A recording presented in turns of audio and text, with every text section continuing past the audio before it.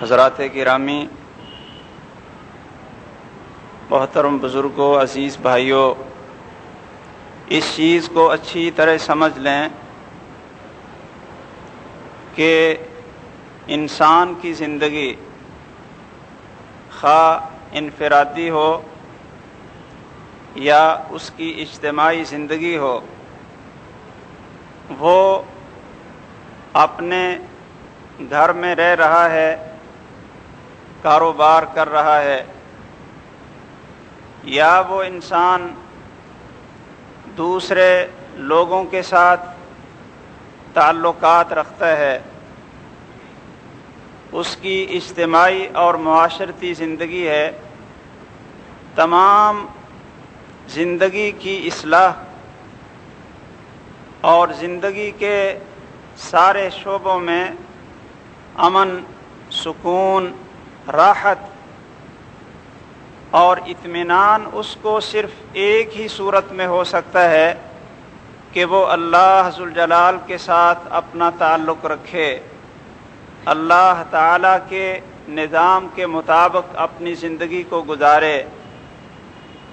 جس اللہ نے پیدا کیا ہے اور بے شمار نعمتوں سے نوازا ہے، اس کے فرامین کے مطابق اپنی ساری زندگی کو استوار کرے تو وہ شخص بڑے امن میں، سکون میں، راحت میں دنیا میں بھی رہتا ہے اور آخرت میں بھی اللہ ذوالجلال کی طرف سے، فرشتوں کی طرف سے سلامتی کے ساتھ اس کو آوازیں دی جائیں گی۔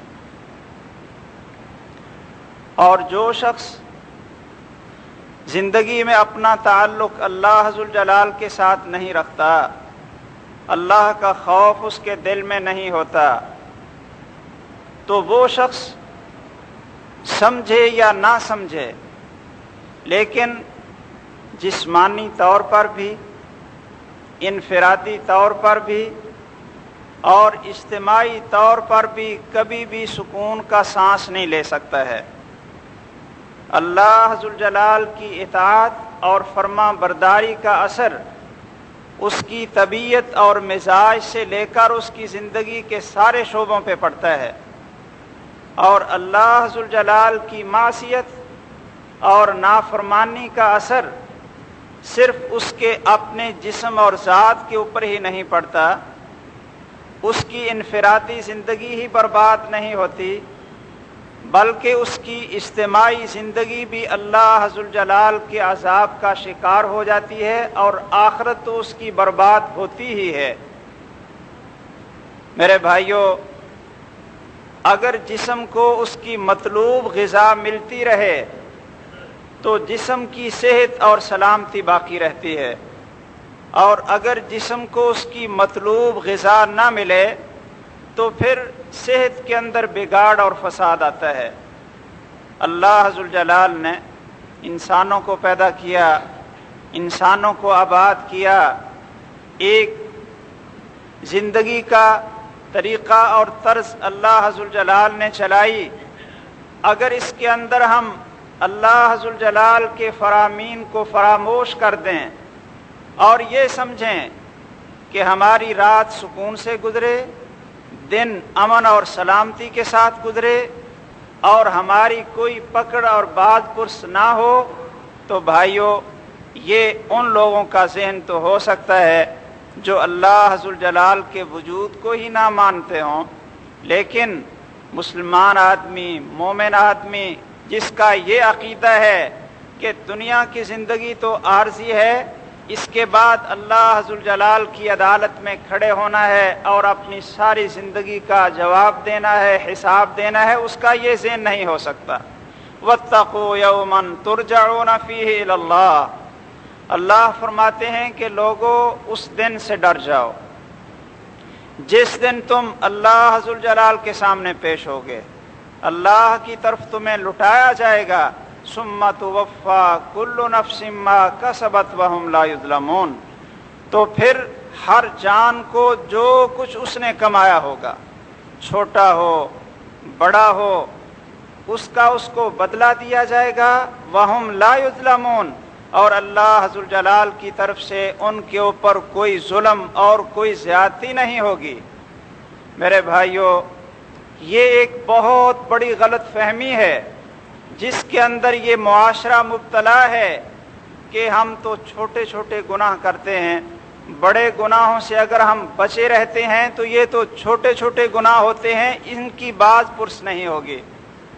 آپ کیا ان آیات کو نظر انداز کر دیتے ہیں جن میں اللہ ذوالجلال فرماتے ہیں فَمَن يَعْمَلْ مِثْقَالَ ذَرَّةٍ خَيْرًا يَرَهُ وَمَن يَعْمَلْ مِثْقَالَ ذَرَّةٍ شَرًّا يَرَهُ کہ جو شخص ایک ذرہ کے برابر بھی نیکی کرے گا وہ بھی اس کے سامنے ہوگی، اور جو شخص ایک ذرہ کے برابر بھی برائی کرے گا، گناہ کرے گا، قیامت کے دن وہ بھی اس کے سامنے ہوگا۔ یہ ہمیں غلط فہمیاں کہاں سے پیدا ہو گئیں؟ بلکہ یہ ہمارا نظریہ کہ ہم نے اپنے ہی ذہن سے گناہوں کی بھی تقسیم کر لی اور نیکیوں کی بھی تقسیم کر لی۔ کئی گناہ ایسے ہیں جن کو شریعت بڑے بڑے گناہ سمجھتی ہے اور ان کو محمد کریم صلی اللہ علیہ وسلم موبقات اور مہلکات میں شمار کرتے ہیں کہ یہ گناہ تو ہلاک کر دینے والے ہیں، بلکہ ایسے ایسے گناہ جن کو محمد الرسول اللہ صلی اللہ علیہ وسلم فرماتے ہیں انہا ہی الحالقہ، کہ ایسے گناہ جو انسان کے دین کو مونڈ کر رکھ دیتے ہیں۔ آپ نے فرمایا وہ کیا ہیں؟ آپس کے تعلقات میں بگاڑ پیدا کرنا، مسلمانوں کے ساتھ قطع تعلقی۔ شاید ہم تو اس کو اب گناہ نہیں سمجھتے، آپس میں قطع رحمی، رشتہ داریوں کو توڑ دینا، آپس کے تعلقات کو خراب کر دینا، بائیکاٹ کر دینا، شاید ہم کو یا تو ہم اس کو گناہ نہیں سمجھتے، اور اگر سمجھتے ہیں تو چھوٹا سا گناہ اس کو سمجھتے ہوں گے جو خود بخود ہی معاف ہو جائے گا۔ رسول اکرم صلی اللہ علیہ وسلم فرماتے ہیں انہا لا تحلق الشعر، کہ یہ مونڈ دینے والی چیز ہے، بالوں کو نہیں مونڈتی بلکہ دین کو، انسان کے ایمان کو مونڈ کر رکھ دیتی ہے۔ بھائیو، اس لیے اللہ سے ڈریں، گناہوں سے بچیں۔ گناہ کا سب سے پہلا اثر اور سب سے برا اثر انسان کی اپنی طبیعت، جسم اور صحت کے اوپر پڑتا ہے، اور شاید اس کی سمجھ ہمارے عام بھائیوں کو نہ آ سکے۔ آپ اچھی طرح غور سے اس بات کو سن لیں کہ انسان کی جسمانی صحت صرف خوراک سے ہی بہتر نہیں ہوتی، بلکہ اس کے لیے جو راحت اور دلی اطمینان اور سکون چاہیے، اس کی بہت زیادہ ضرورت ہے انسانی غذا کے ساتھ ساتھ۔ اگر کوئی شخص غذا تو اچھی کھاتا ہے لیکن اس کو نیند نہیں آتی، ہر وقت پریشانی میں رہتا ہے، ہر وقت وہ اٹینشن میں رہتا ہے، تو کیا یہ اکیلی خوراک اس کی صحت کو بہتر بنا سکتی ہے؟ بھائیو، ایک مسلمان کے لیے سب سے بڑی ذہنی پریشانی وہ گناہ کی وجہ سے ہوتی ہے۔ کئی گناہ تو ویسے بھی ایسے ہیں کہ جن کی وجہ سے انسان کی صحت جسمانی طور پر بھی برباد ہوتی ہے۔ شراب ہے، یہ انسان کو کھوکھلا کر کے رکھ دیتی ہے، اور یہ بات آپ اچھی طرح سمجھ لیں کہ شریعت نے جس چیز کو بھی حرام قرار دیا ہے، جس کا کھانا اور پینا حرام ہے، اس کے کھانے اور پینے سے جسم کی صحت پر مضر اثرات مرتب ہوتے ہیں۔ شراب ہے، خنزیر ہے، اور باقی بھی جتنی چیزیں جن کو اللہ ذوالجلال نے حرام قرار دیا ہے، محمد الرسول اللہ صلی اللہ علیہ وسلم نے حرام قرار دیا ہے، اگر آپ ان کو استعمال کریں گے نا تو جسمانی طور پر بھی آپ کی صحت برباد ہوگی۔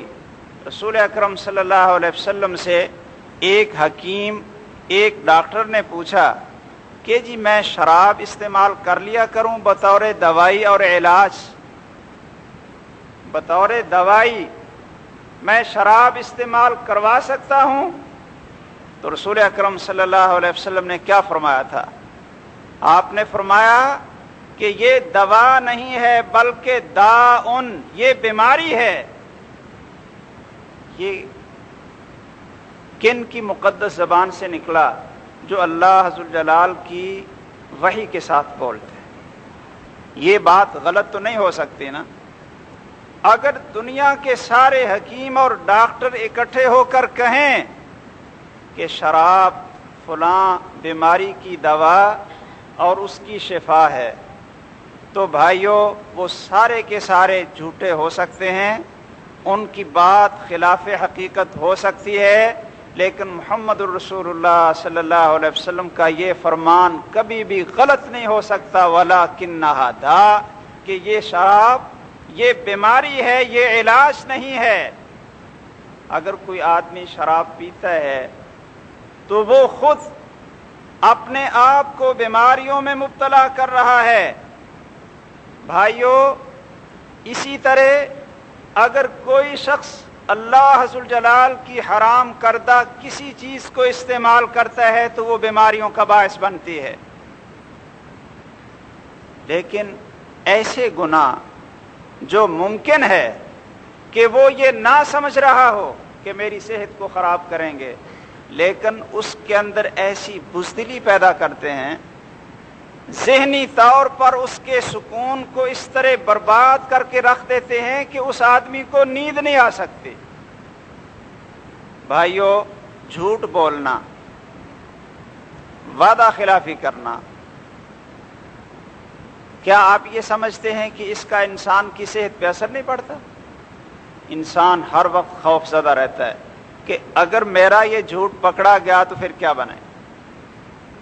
جھوٹ وہ بول لیتا ہے، وعدہ خلافی کر لیتا ہے، لیکن خوف زدہ رہے گا ہر مجلس میں کہ کہیں میرے جھوٹ کا راز نہ کھل جائے، فلاں جگہ پہ چھپ کر جو میں نے اللہ کی نافرمانی کی ہے کہیں کسی نے دیکھ نہ لیا ہو۔ اب یہ جو خوف ہے اس کے ذہن میں، یہ اس کی صحت کو اتنا مضر ہوتا ہے، اتنا مضر ہوتا ہے کہ خوراک سے اس کی صحت نہیں بن سکتی۔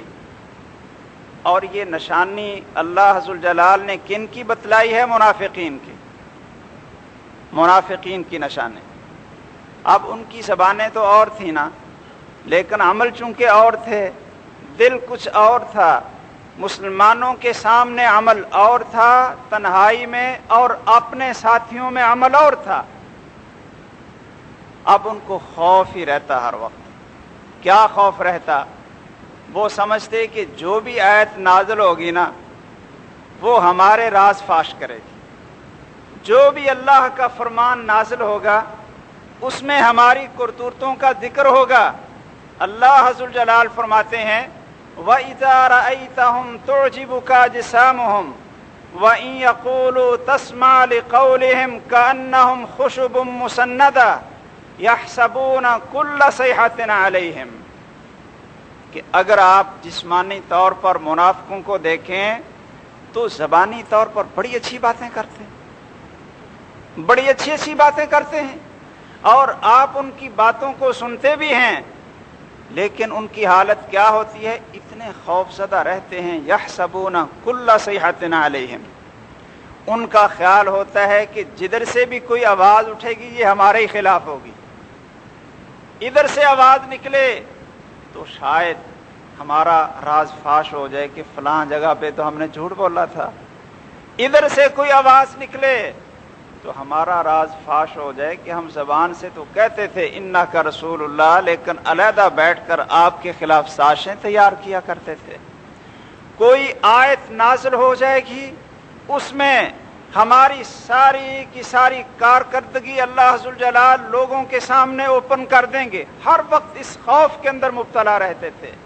اللہ ذوالجلال فرماتے ہیں فاحذرہم ھم العدو فاحذرہم قاتلہم اللہ، وہی آپ کے دشمن ہیں، ان سے بچ کر رہو، اللہ ذوالجلال ان کو ہلاک کر دے، تباہ و برباد کر دے۔ انا یؤفکون، یہ لوگ کہاں بھاگے جا رہے ہیں، کہاں پھر رہے ہیں؟ تو بھائیوں، گناہ کا جو اثر ہوتا ہے نا، آدمی کے اندر بزدلی پیدا کر دیتا ہے، آدمی کے اندر خوف پیدا کر دیتا ہے۔ وہ آدمی مجلس کے اندر بیٹھ کر لوگوں کے سامنے جرأت کے ساتھ اور پوری قوت اور جسارت کے ساتھ بات نہیں کر سکتا ہے۔ اس کو یہی خوف رہتا ہے کہ کوئی اٹھ کر کہے گا جی آپ کی اپنی کرتوت کیا ہے اور آپ بڑی باتیں کر رہے ہیں، سردار بنے پھرتے ہیں اور بڑے اپنے آپ کو معزز سمجھتے ہیں، اور آپ کی حالت کیا ہے؟ بھائیو، گناہ کا اثر انسان کی جسمانی اور انفرادی زندگی پہ بہت برا پڑتا ہے۔ اس سے برا اور کیا اثر ہے کہ انسان ہر وقت پریشان رہتا ہے۔ اور یہ بھی آپ ذہن میں رکھیں کہ آدمی کو اگر گناہ کی وجہ سے پریشانی نہ ہو نا، آدمی کو اگر گناہ کی وجہ سے پریشانی نہ ہو تو آپ سمجھ لیں کہ اس کا ایمان ختم ہو گیا۔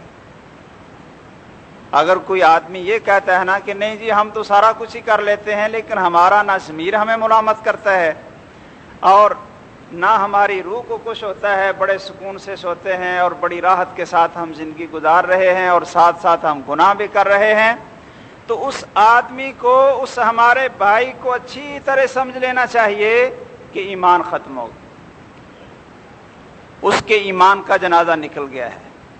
کیوں؟ آپ اس کو اچھی طرح سمجھ لیں۔ بھائیو، رسول اکرم صلی اللہ علیہ وسلم سے پوچھا گیا کہ ایمان کیا ہے؟ ایمان کیا ہے؟ شاید ہم یہ سمجھتے ہیں کہ زبان سے ایک دفعہ پڑھ لیا نا لا الہ الا اللہ محمد الرسول اللہ تو ایمان اتنا پکا ہو جاتا ہے، اتنا پختہ ہو جاتا ہے، اس کے بعد کچھ بھی کرتے رہیں وہ نکلتا ہی نہیں۔ اتنا کامل ایمان ہوتا ہے ہمارا صرف لا الہ الا اللہ پڑھنے سے کہ اس کے بعد ہم کچھ بھی کر لیں، کیسی زندگی ہو اور کیسی ہمارا یہ بول ہو، کیسی ہماری طرز ہو، جو چاہیں ہم کر لیں، ہم یہ شاید سمجھتے ہیں کہ ہمارے ایمان کو کچھ نہیں ہوگا۔ رسول اکرم صلی اللہ علیہ وسلم نے ایمان کی تعریف کی، اور یہ آپ سارے بھائی اچھی طرح اس کو یاد کریں۔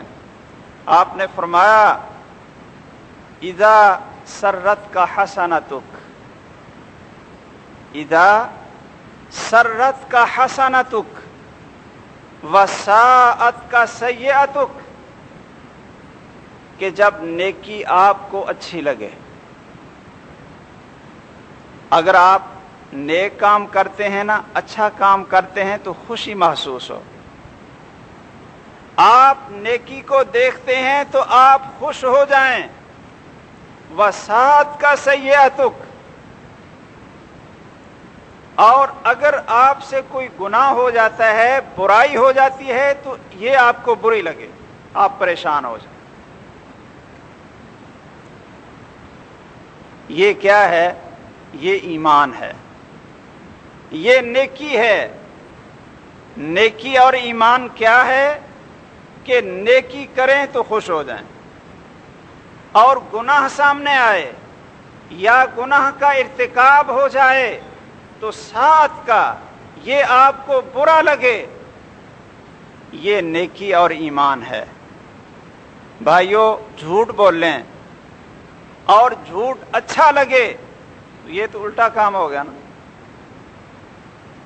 وعدہ خلافی کریں اور یہ دل میں ضمیر ہی نہ ہو، اپنے اندر کا یہ ضمیر ہی نہ ہو کہ میں تو ایک بہت بڑا گناہ کر رہا ہوں، منافقوں والا ایک گناہ کر رہا ہوں، نفاق کی علامت ہے۔ امانت میں خیانت کرتا ہے، اس کے دل میں کوئی احساس ہی پیدا نہیں ہوتا۔ نماز کو چھوڑنے کا بہت بڑا جرم کر رہا ہے، لیکن یہ چیز اس کو بری نہیں لگتی۔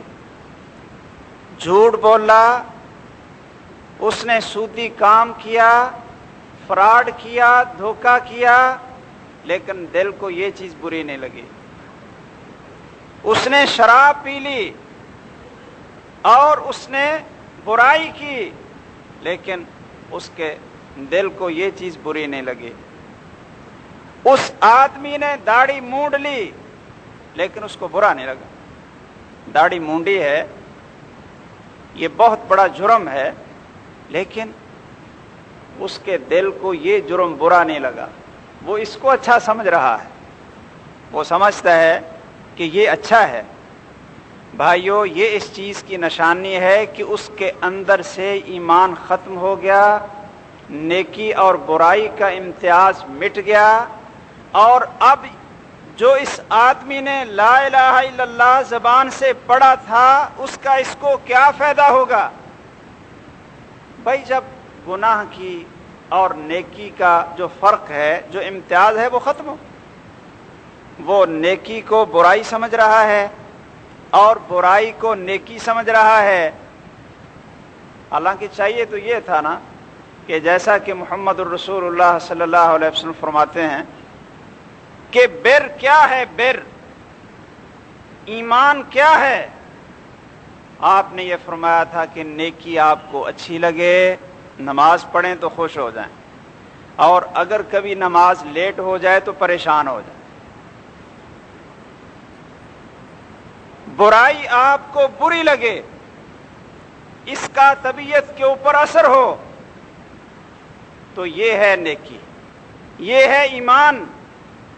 اور بھائیو، یہ بھی ذہن میں رکھیں کہ اگر کوئی آدمی گناہوں پہ جری ہو جائے، گناہوں پہ جری ہو جائے، اتنا جری ہو جائے کہ گناہ کو چھوڑنا اب اس کے لیے ایسے ہے کہ جیسے ناک سے، یہ گناہ کا ارتکاب ایسے ہے جیسے ناک سے مکھی اڑا دے.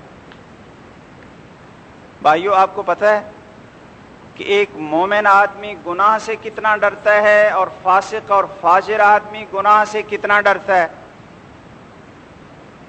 مومن آدمی گناہ سے اتنا ڈرتا ہے، چھوٹا گناہ ہو یا بڑا گناہ ہو، کہ جیسے وہ پہاڑ کی اوڑ میں نیچے تھا اور اس کو خوف ہے کہ یہ پہاڑ اس کے اوپر گر پڑے گا. یہ خوف کوئی چھوٹا سا ہوتا ہے کہ آدمی یہ پہاڑ کے نیچے ہو، اس کو یہ خوف ہو کہ یہ پہاڑ کہیں اس کے اوپر گر پڑے گا. مومن آدمی گناہ سے اتنا ڈرتا ہے، اتنا خوف زدہ ہوتا ہے کہ جیسے اگر وہ گناہ کر لے گا تو یہ پہاڑ اس کے اوپر گر جائے گا. اور جو فاسق اور فاجر ہوتا ہے، جس کو عادت پڑ جاتی ہے اللہ کی نافرمانی کی، اس کی مثال کیا ہے؟ حدیث میں آیا کہ اس کی مثال یہ ہے کہ جیسا کہ ناک پہ مکھی بیٹھی ہو اور آدمی اس کو اڑا لے. اس کی کتنی پرواہ ہوتی ہے کہ مکھی بیٹھی ہے چہرے پہ، ناک پہ، اور وہ اس کو اڑا لیتا ہے، بس اس کو تو اتنی سی پریشانی ہوتی ہے. ایک فاسق اور فاجر کو. بھائیو، اس کا اندازہ آپ صحابہ کرام کی زندگی سے لگائیں کہ ان کی زندگی میں ایک موقع آیا، رسول اکرم صلی اللہ علیہ وسلم کے ساتھ ہیں، جہاد میں نکلے ہوئے ہیں، واپس آ رہے تھے، راستے میں پڑاؤ ڈالا، آرام کرنے کے لیے وہاں لیٹے. رسول اکرم صلی اللہ علیہ وسلم نے صحابہ کرام سے پوچھا کہ من یکلؤنا، کون ہماری حفاظت کرے گا؟ ویوقظنا للصلاۃ، فجر کی نماز کے لیے کون اٹھائے گا؟ حضرت بلال رضی اللہ تعالیٰ عنہ نے کہا جی میں اٹھاؤں. آخر وہ بھی تھکے ہوئے تھے، سارے ہی سو گئے. وہ بھی پہلے گھومتے پھرتے رہے، بعد میں وہ بھی سو. اونٹ کے ساتھ ٹیک لگائی اور جدھر سے فجر طلوع ہوتی ہے ادھر کو چہرہ تھا کہ چلو روشنی ہوگی، پتہ چل جائے گا کہ فجر کی نماز کا وقت ہو گیا، سب کو اٹھا دوں. لیکن سو گئے. سورج نکلا، سورج کی حرارت، دھوپ کی تپش یہ صحابہ پہ پڑی تو سب سے پہلے محمد الرسول اللہ صلی اللہ علیہ وسلم اٹھے، پھر حضرت ابو بکر اٹھے، حضرت عمر اٹھے، پھر دوسرے صحابہ اٹھے. جو اس واقعے سے میں نے آپ کو سمجھانا ہے وہ کیا ہے کہ اب سورج نکل چکا تھا، صحابہ کرام نے ابھی تک نماز نہیں پڑھی تھی اور معذور بھی تھے کہ سوئے رہے تھے، ان کو پتہ نہیں چلا. اور پھر ان کو یہ بھی تسلی ہونی چاہیے تھی کہ رسول اکرم صلی اللہ علیہ وسلم ساتھ ہیں، وہ بھی ہمارے ساتھ ہیں، وہ بھی ابھی تک نماز نہیں پڑھ سکے، لیکن ان کی زندگی میں یہ پہلا موقع تھا نا، اتنے پریشان صحابہ کرام کہ سورج نکل آیا ہے اور ابھی تک ہم نے نماز نہیں پڑھی، اور تھے بھی سوئے ہوئے، معذور تھے۔ اللہ تعالیٰ نے قرآن مجید میں کئی جگہ پہ کہا، وہ بھی اس طرح کی آیتیں اور اس طرح کی چیزیں اپنے ذہن میں رکھ لیتے، لا یکلف اللہ نفسا الا وسعہا، کہ ہم تو اٹھے ہوئے نہیں تھے، یہ کوئی بات نہیں۔ لیکن مومن آدمی گناہ کو اتنا بڑا سمجھتا ہے جس طرح پہاڑ اس کے اوپر گرا ہو۔ یہ تصویر صحابہ کرام کی زندگی میں نظر آتی ہے، اس لیے صحابہ بڑے پریشان ہیں۔ کوئی کہہ رہا ہے جی ہلکنا، ہم تو برباد ہو گئے، ہم تو گھاٹے میں پڑ گئے، پریشان۔ رسول اکرم صلی اللہ علیہ وسلم نے سب سے پہلے تو یہ آرڈر دیا، کہا کہ اس وادی سے، اس علاقے سے نکل جاؤ، یہاں نماز نہیں پڑھیں گے، اس وادی سے باہر نکل کر نماز پڑھیں گے، کیونکہ یہاں شیطان کا غلبہ ہے۔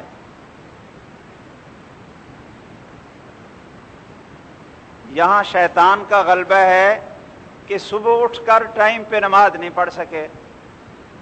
تو بھائیو ماشاءاللہ، جس گھر میں رہتے ہی بے نماز ہوں،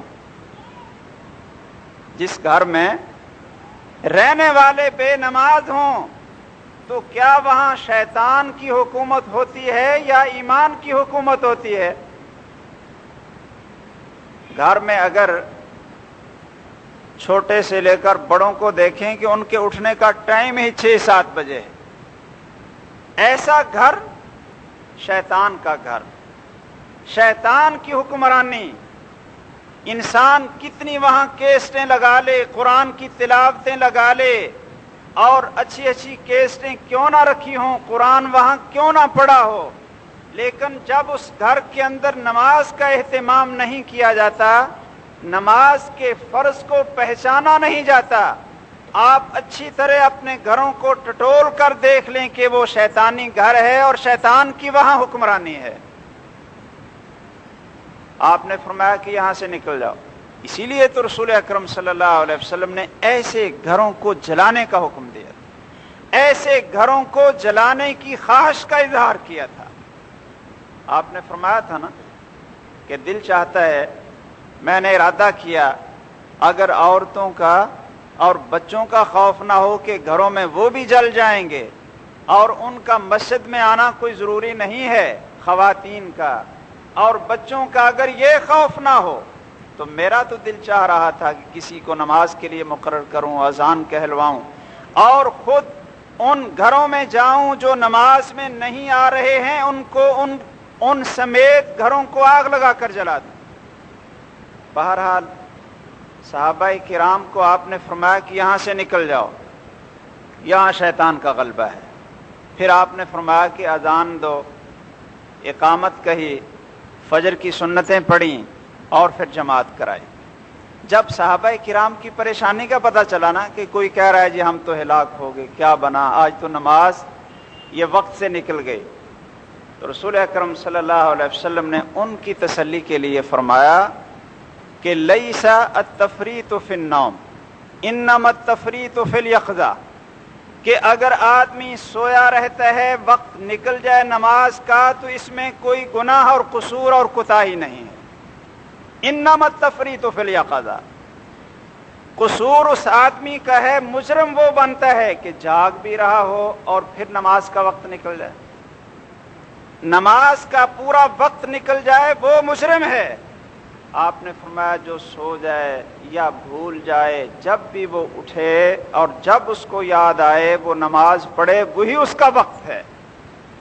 صحابہ کرام کو تسلی ہوئی۔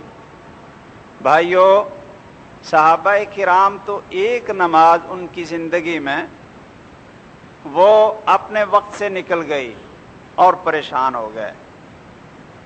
کیا ہمیں کبھی پریشانی ہوتی ہے؟ ہماری اگر جماعت نکل جائے، نماز نکل جائے، تو کیا ہمیں پریشانی ہوتی ہے کہ یہ کیا بن گئے؟ بلکہ جان بوجھ کر، بھئی ایک تو ہے نا سویا ہوا آدمی ہے، جماعت گزر گئی، اس کو پریشانی ہو کہ اب مجھے جماعت کا ثواب نہیں ملے گا،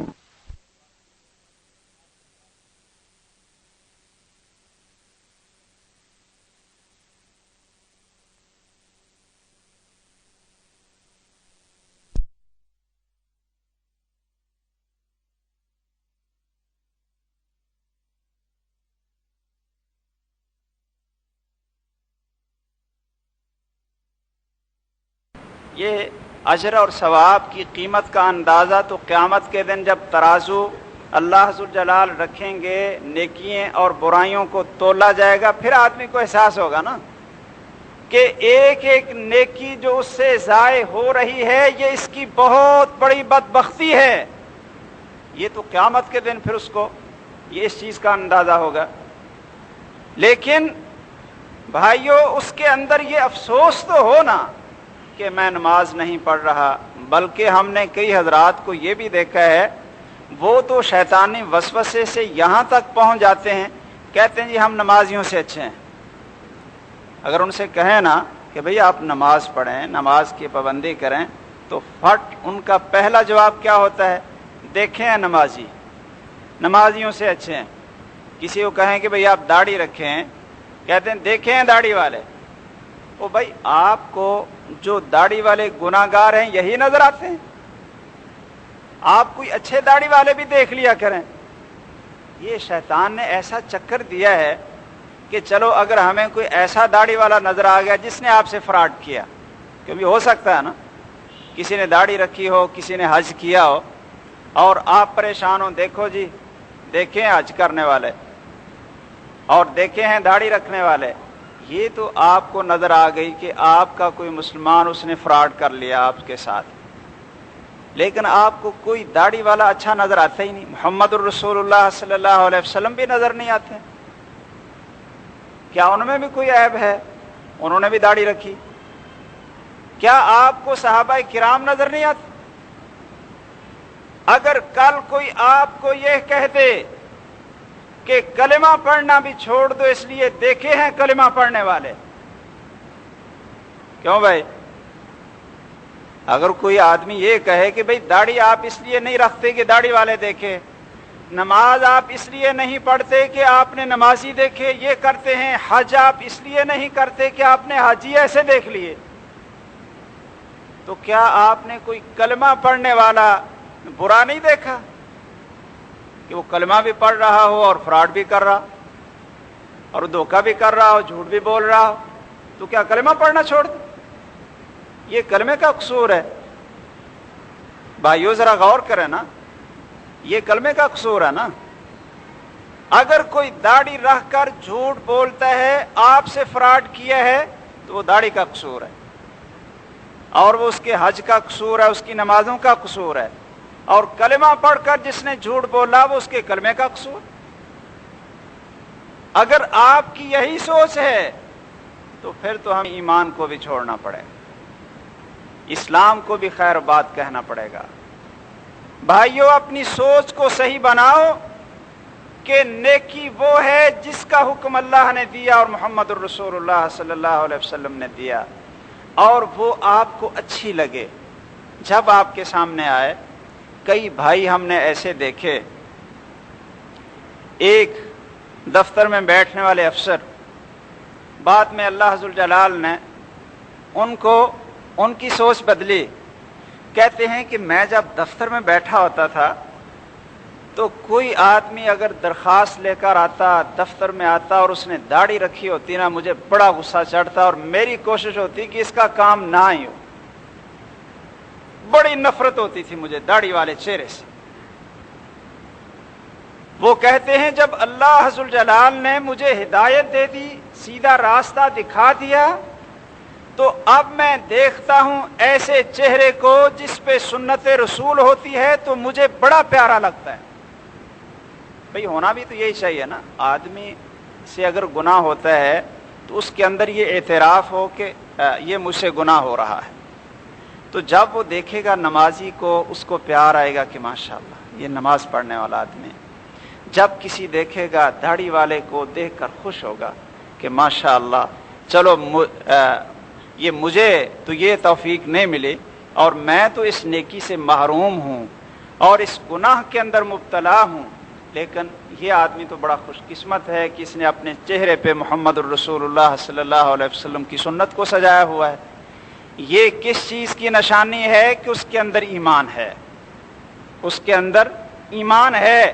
کسی نیکی کو دیکھیں آپ خوش ہو جائیں، کسی باپرد خاتون کو دیکھیں تو میرے بھائیوں دل میں خوشی محسوس ہو کہ یہ اللہ کے دین کا نفاذ ہے، بڑی خوشی ہے، بڑی خوشی ہے۔ اور جب کسی بے پرد کو دیکھیں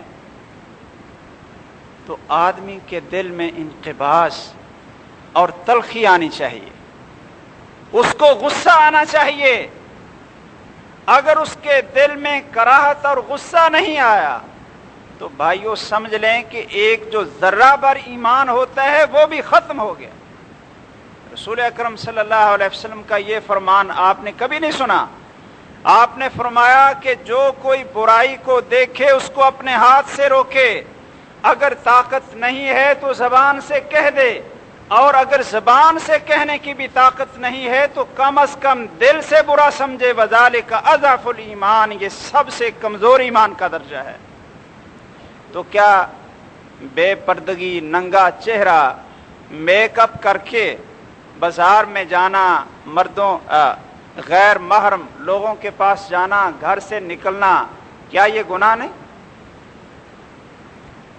یہ گناہ ہے اور اس کو گناہ سمجھنا چاہیے۔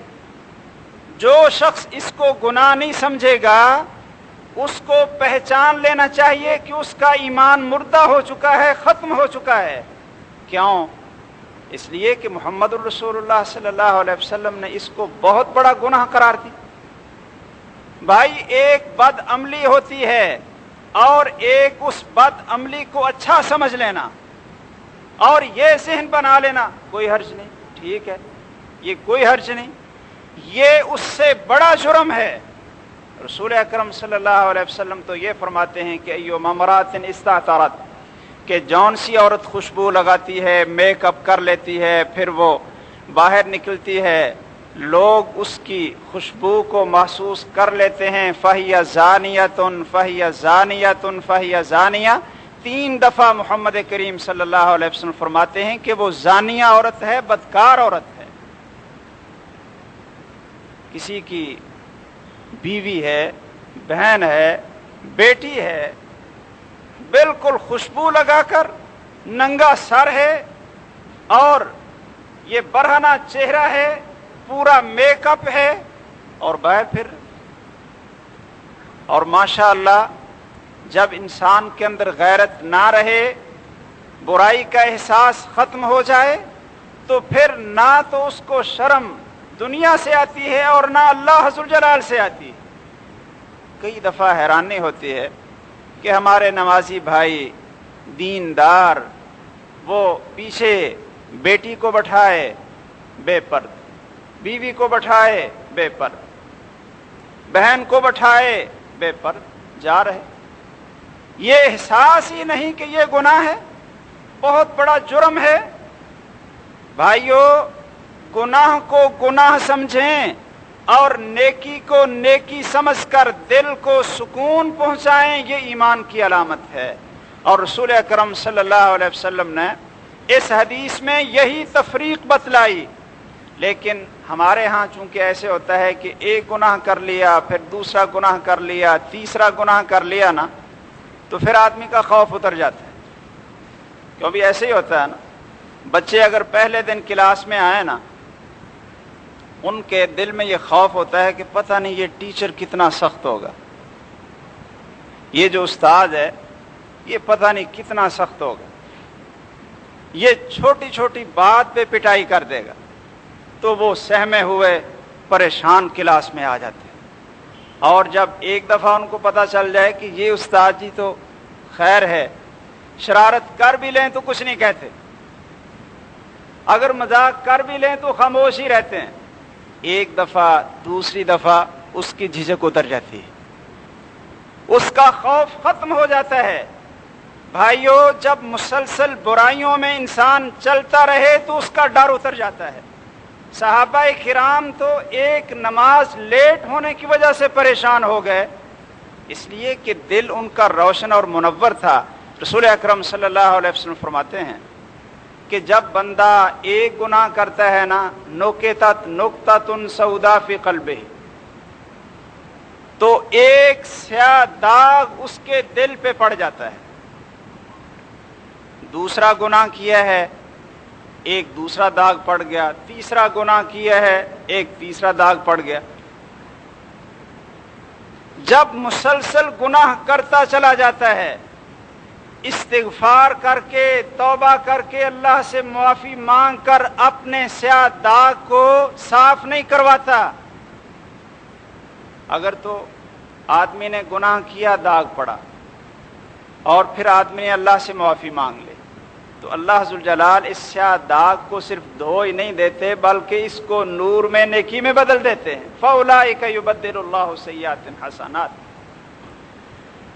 اور جب یہ مسلسل گناہ کرتا چلا جاتا ہے، ایک نماز چھوڑی، دوسری چھوڑی، تیسری چھوڑی، جھوٹ بھی بول لیا، وعدہ خلافی بھی کر لی، داڑھی بھی مونڈ لی، اور گھر میں پردے کا انتظام بھی نہیں کیا، گانے بھی سن لیے، ٹی وی بھی رکھا ہوا ہے، جب مسلسل گناہ کرتا چلا جاتا ہے تو پھر کیا ہو جاتا ہے؟ دل سارے کا سارا سیاہ ہو جاتا ہے۔ اس کی نشانی کہ دل سیاہ ہو جاتا ہے، کیا کوئی آدمی کہے گا جی کہ میرا دل بھی سیاہ ہو گیا؟ ہاں، اس کی ایک علامت ہے، آپ ہر بھائی اسے پہچان لے گا کہ اس کا دل روشن اور منور ہے یا سیاہ ہو گیا۔ رسول اکرم صلی اللہ علیہ وسلم فرماتے ہیں اتنا دل سیاہ اور اتنا گندا ہو جاتا ہے کل کوز مجخیہ، کہ جس طرح پرانا لوٹا جو الٹا ہو جائے، لوٹا جس کو صاف نہ کیا جائے، میل کچیل اور پانی کے فضلات جم جم کر جو اس کی کیفیت ہو جاتی ہے نا، وہ دل کی کیفیت ہو جاتی ہے مسلسل گناہوں کی وجہ سے۔ اور پھر ہو بھی کیا جاتا ہے کل کوز مجخین، کہ جس طرح گندا روڑی کا لوٹا الٹا ہو جائے۔ اب اگر اس کے اوپر پانی پڑتا رہے، بارش پڑتی رہے، تو کیا اندر سے صفائی ہوگی؟ یہ تو الٹا ہو گیا۔ بھائیو، جب دل سیاہ ہو کر الٹا ہو جائے تو پھر قرآن کی آیتیں، اللہ ذوالجلال کے پاک کلام کی آیات، محمد الرسول اللہ صلی اللہ علیہ وسلم کی فرامین، انبیاء کے واقعات اور بزرگوں کے واقعات کی وجہ سے اس کے اندر کوئی تبدیلی نہیں آتی۔ بھئی قرآن کا حافظ ہوتا ہے اور بے نماز ہوتا ہے، برا ہوتا ہے اور اس میں کوئی شرم اور حیا نہیں ہوتی، اب کیا معنی اس کا؟ ورنہ قرآن کے اندر تو وہ تاثیر ہے کہ ایک ایک آیت اگر سن لی جائے تو ایمان بڑھتا رہتا ہے، بلکہ زندگی میں انقلاب آ جاتا ہے، زندگی بدل جاتی ہے۔ قرآن کی ایک ایک آیت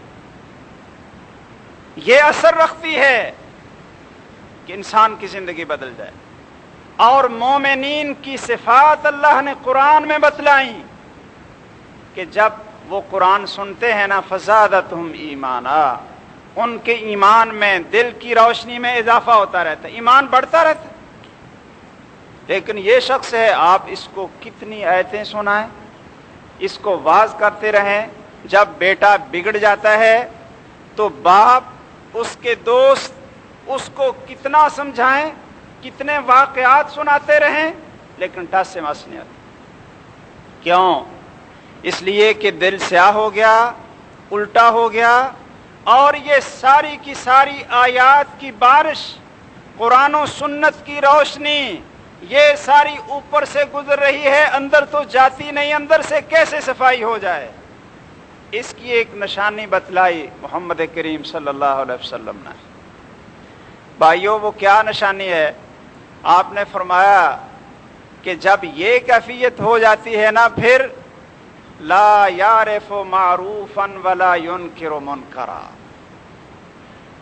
لا یعرف معروفا ولا ینکر منکرا، کہ پھر نہ تو وہ نیکی کو پہچانتا ہے کہ یہ نیکی ہے، اور نہ اس کو برائی کا پتہ چلتا ہے کہ یہ گناہ ہے۔ جب آدمی کی یہ کیفیت ہو جائے کہ وہ نیکی کو نیکی نہ سمجھے اور گناہ کو برائی نہ سمجھے، تو سمجھ لیں کہ اس کا سارا دل سیاہ ہو گیا، ایمان کی روشنی ختم ہو گئی، اور دل اس کا الٹا ہو گیا، وہ ان لوگوں میں چلا گیا جن کے بارے میں اللہ ذوالجلال نے فرمایا تھا ختم اللہ علی قلوبہم وعلی سمعہم وعلی ابصارہم غشاوہ۔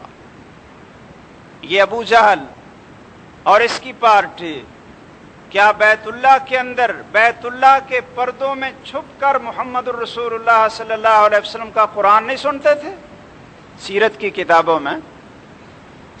کتابوں میں یہ واقعہ موجود ہے کہ یہ لوگ اتنا یہ قرآن کے اندر لذت اور اتنی کشش کہ وہ چھپ چھپ کر محمد کریم صلی اللہ علیہ وسلم کا قرآن سنتے، لیکن اس قرآن نے اور پھر آپ کے پڑھنے نے ان کے دلوں میں کوئی انقلاب پیدا کیا۔ اور دوسری طرف دیکھیں کہ فضیل بن عیاض جیسا ڈاکو، وہ رات کو ڈاکہ ڈالنے کے لیے جا رہا ہے، سیڑھیاں چڑھ رہا ہے ایک مکان کی، یہ رات کے اندھیرے میں یہ کام کرنے کے لیے جا رہا ہے، اور کوئی اللہ کا بندہ رات کے اندھیرے کو غنیمت سمجھ کر اللہ کے سامنے کھڑے ہو کر قرآن پڑھ رہا تھا۔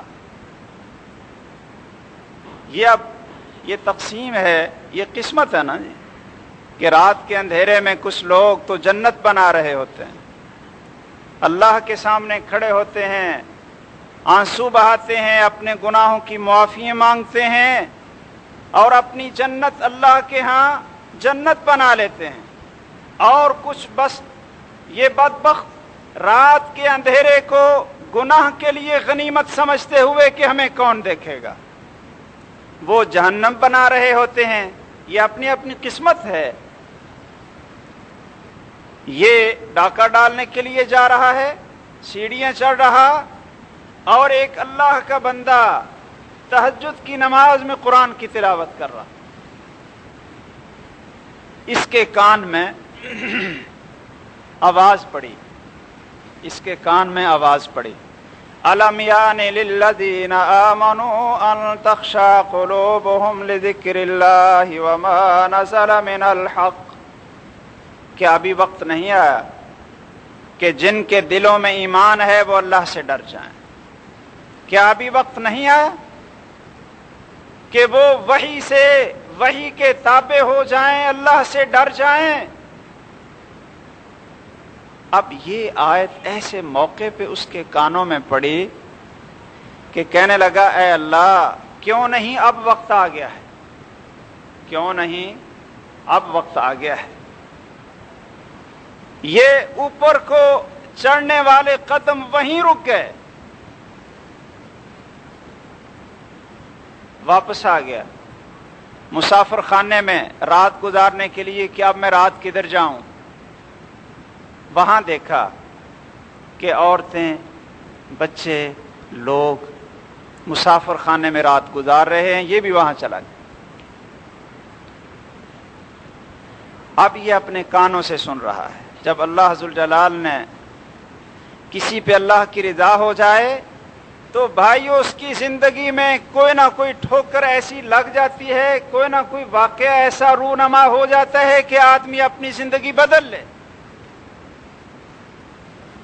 یہ اپنے کانوں سے سن رہا ہے مسافر خانے میں، بچے، عورتیں، لوگ کہہ رہے ہیں کہ ابھی نہ نکلو، ابھی سفر شروع نہ کرو، آپ کو پتہ نہیں کہ اس علاقے میں یہ فضیل بن ایاز ڈاکو ہے، لوٹ لے گا۔ وہ بیچارے خوف کے مارے وہاں سے نکل نہیں رہے کہ روشنی ہو جائے گی، سورج نکلے گا، پھر سفر شروع کریں گے۔ آپ کو نہیں پتا کہ اس علاقے میں فضیل بن ایاز ڈاکو رہتا ہے؟ اپنے کانوں سے سن رہا ہے، لیکن قرآن کی اس آیت نے ایک چوٹ لگا دی تھی اس کے دل پہ۔ اب وہ پریشان ہو رہا ہے کہ میرے ظلم اور میری بربریت کی وجہ سے کتنی اللہ کی مخلوق پریشان ہے، اور قیامت کے دن اللہ کی عدالت میں جب اتنے لوگ دعویٰ دائر کر دیں گے تو میرا کیا بنے گا؟ یہ چوٹ لگ چکی تھی اور اللہ ذوالجلال نے اس کو راستہ دکھانا تھا، قسمت اچھی تھی۔ تو بھائیو بڑا روتا ہے کہ میں اتنا گناہگار ہوں، اتنا ظالم ہوں، اتنا برا انسان ہوں کہ چھوٹے بچے، عورتیں، لوگ اس طرح پریشان ہیں۔ بڑا روتا ہے، اللہ سے اپنے گناہوں کی معافی مانگتا ہے اور اللہ ذوالجلال سے ایک عہد کر لیتا ہے، ایسی زندگی کو بدلتا ہے کہ پھر اس کی زندگی یا تو مدینہ کے اندر مسجد نبوی میں گزرتی ہے یا مکہ کے اندر بیت اللہ کے اندر گزرتی ہے۔ اپنے دور کا بہت بڑا محدث، بہت بڑا فقیہ، بڑا عابد اور زاہد، جس کی عبادت کا اتنا چرچا تھا کہ عبداللہ بن مبارک رحمہ اللہ میدان جہاد سے ایک خط لکھتے ہیں۔ عبداللہ بن مبارک کی زندگی بھی بڑی عجیب تھی۔ انہوں نے 12 مہینے، سال کے 12 مہینے تقسیم کیے ہوئے تھے۔ بھئی ہماری تو یہ عادت ہے نا، ہماری تو یہ زندگی ہے کہ جو دولت کمانے میں لگا ہوا ہے نا، بس اس کے 12 مہینے بلکہ 24 گھنٹے اگر اس کی سوچ ہے تو دنیا اور دنیا، اور اگر کوئی علم پڑھانے میں لگا ہوا ہے تو اس کے 12 مہینے یا مسجد کے اندر یا مدرسے کے اندر۔ عبداللہ بن مبارک بڑے مبارک آدمی تھے، انہوں نے 12 مہینے تقسیم کیے ہوئے کہ کچھ مہینے میں تو وہ کام کریں گے، تجارت کریں گے، کمائی کریں گے، کچھ مہینوں میں یہ مسجد کے اندر بیٹھ کر لوگوں کو دین کا علم سکھائیں، اور کچھ مہینوں میں وہ جہاد میں جائیں گے، اور کچھ مہینے وہ حج کے لیے، عمرے کے لیے، عبادت کے لیے مسجد نبوی اور بیت اللہ کے اندر گزاریں۔ اس طرح ان کی زندگی۔ میدان جہاد سے فضیل بن ایاز کو خط لکھا۔ اللہ اکبر، ان کا لقب یہ پڑ گیا تھا عابد الحرمین۔ یہی فضیل بن ایاز جو تھا نا ڈاکو، جو ڈاکو تھا پہلے، کیا اس کا نام پڑا عابد الحرمین، کہ بیت اللہ کے اندر اور مسجد نبوی کے اندر اللہ کی عبادت میں اپنی زندگی گزارنے والا۔ عبداللہ بن مبارک نے خط لکھا، یا عابد الحرمین لو ابصرتنا لعلمت انک فی العبادت تلعب او من کان یخذب خدہ بدموعہ ونحورنا بدمائنا تتخذب۔ اے حرمین میں رہ کر عبادت کرنے والے، اگر تو جان لے کہ ہم کہاں کھڑے ہیں تو تو سمجھ لے کہ عبادت میں کھیل رہا ہے۔ اگر تو اللہ کے خوف سے اپنے رخساروں کو آنسوؤں کے ساتھ رنگ رہا ہے، بھگو رہا ہے، تو ہم اپنے سینے اللہ کے راستے میں لڑتے ہوئے خون سے رنگین کر رہے ہیں، اللہ کے راستے میں۔ بھائیو، قرآن کی تو ایک آیت نے ان کی زندگی بدل دی۔ اب ہم درس بھی سنتے ہیں، خطبے بھی سنتے ہیں، قرآن بھی پڑھ لیتے ہیں، تلاوت بھی سنتے ہیں، اور گاڑیوں میں ہم نے یہ قرآن کی تلاوت کی کیسٹیں بھی رکھی ہوتی ہیں، لیکن ہماری زندگی نہیں بدلتی، ہماری زندگی نہیں بدلتی۔ گناہ کو گناہ سمجھو اور نیکی کو نیکی سمجھو، نیکی کرو تو خوشی محسوس ہو، اور گناہ سامنے آئے، گناہ کا ارتکاب ہو جائے تو پریشانی لگ جائے، پریشانی لگ جائے، اضطراب آ جائے کہ یہ مجھ سے کیا ہو گیا۔ جب تک اللہ ذوالجلال سے اس گناہ کے سیاہ داغ کو سفید نہ کروا لیں، چین نہ آئے کہ کہیں ہلاک نہ ہو جاؤں، اللہ کی پکڑ نہ آ جائے۔ بھائیو، جب ایسی زندگی انسان کی گزرے کہ نیکی میں اس کو اچھائی اور خوشی محسوس ہو، گناہ سے اس کو نفرت ہو، نیکی میں زندگی گزارے، تو اس کی صحت بھی اچھی رہتی ہے، اس کی انفرادی زندگی بھی اچھی بن جاتی ہے، اور اس کی اجتماعی زندگی میں بھی پھر اللہ ذوالجلال کی طرف سے عذاب نہیں آتے۔ یہ جو ہماری اس وقت کیفیت ہے نا، عام طور پر ہر بھائی کہتا ہے جی آج کل تو پتہ نہیں 2% ہی صحیح ہوں گے ورنہ سارے ہی بیمار ہیں۔ بھائی کیوں بیمار ہیں؟ کیوں بیمار ہیں؟ جب معاشرہ نیکی پہ چل رہا ہو تو پھر تو جیسا کہ سیرت النبی کے واقعات میں ہے کہ ڈاکٹر آتا ہے، کئی مہینے بیٹھ کر شہر سے چلا جاتا ہے، اس کو بیمار ہی نہیں ملتے علاج کروانے کے لیے۔ وجہ کیا تھی؟ سکون ہے زندگی۔ آدمی کم کھانا کھانے کی وجہ سے بیمار نہیں ہوتا۔ کیوں بھائی؟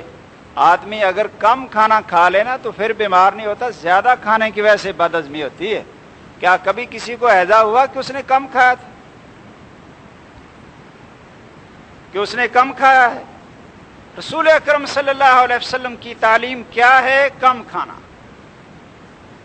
یہ کم کھانا آپ کی تعلیم تھی، اور پھر رات کو جلدی سو جانا، اور نیند بھی بڑی ماشاءاللہ سکون کی نیند، رات کو جلدی سو جائیں، صبح جلدی اٹھیں، اور پھر گناہوں کی وجہ سے کوئی خوف نہیں، کوئی ایسا نہیں کہ ہم نے ادھر سے چوری کر لی ہے، ادھر سے گناہ کر لیا، وہاں جھوٹ بولا تھا، وہاں فراڈ کر لیا ہے، اب ادھر سے پتہ چل جائے گا، ادھر سے پتہ چل جائے گا، کیا بن جائے گا، آخرت کو کیا بن۔